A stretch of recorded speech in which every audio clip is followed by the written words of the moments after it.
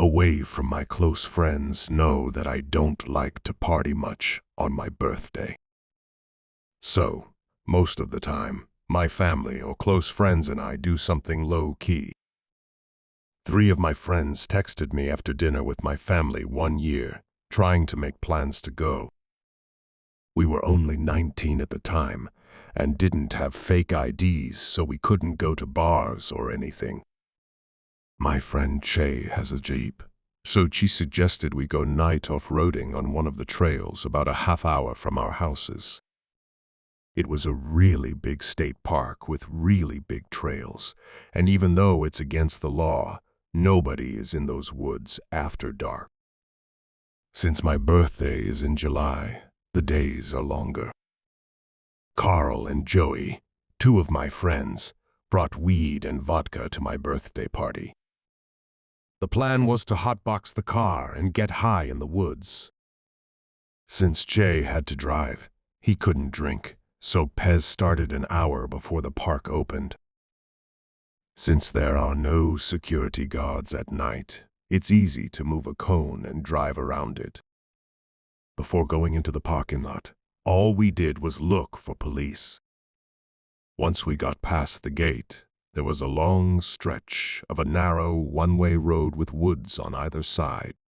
This road led to a big open parking lot.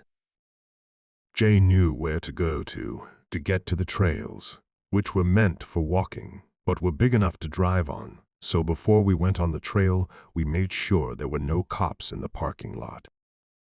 When Jay got to the trail, he turned on his brights so he could see better because some parts were very dark. Very rough and narrow, so he had to drive slowly to avoid hitting any trees or bushes. The paths were not meant for cars, so people had to be careful. At first, it was fun when the path opened up and there were drops. Carl lit it up and rolled it around. The bumps made it fun, almost like an amusement park ride. The engine and turned off the headlights. We sat in the car with the music playing and the bottle being passed around. The music was pretty loud, so when we thought we heard something from outside, we got quiet and looked at each other. We all asked, "What was that?"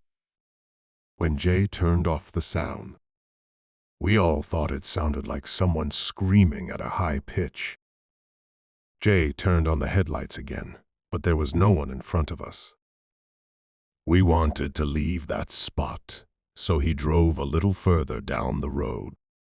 When we stopped again, we both thought it might have been a female fox. We hung out with the music turned down a bit and made mixed drinks.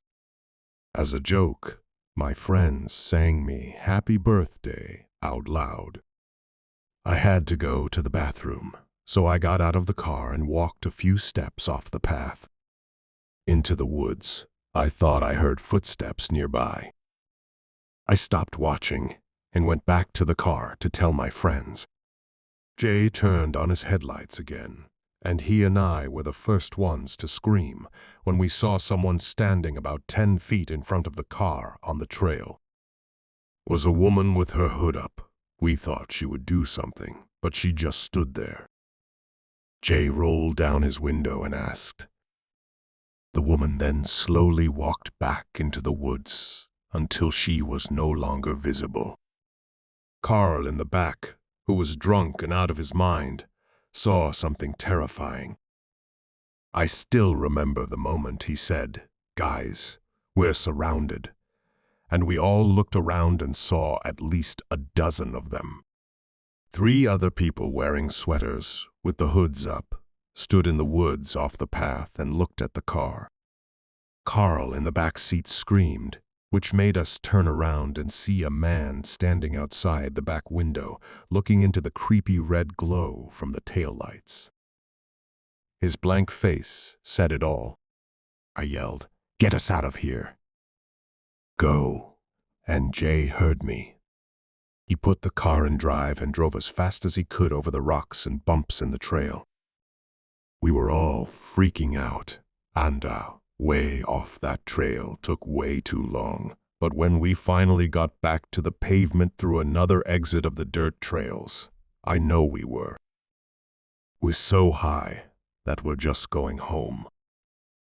We've thought that maybe those people were just a group of young adults hanging out in the woods with us, but that wouldn't explain why they were all standing still and staring at us creepily, or why one of them was standing right outside the back window and looking inside the car.